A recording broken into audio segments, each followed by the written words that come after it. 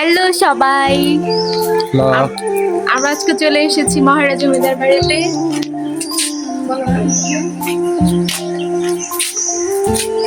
অনেক ভিড় আজকে, কিন্তু আমরা যেদিকে আসছি এদিকে মানুষ নেই, অল্প কিছু মানুষ।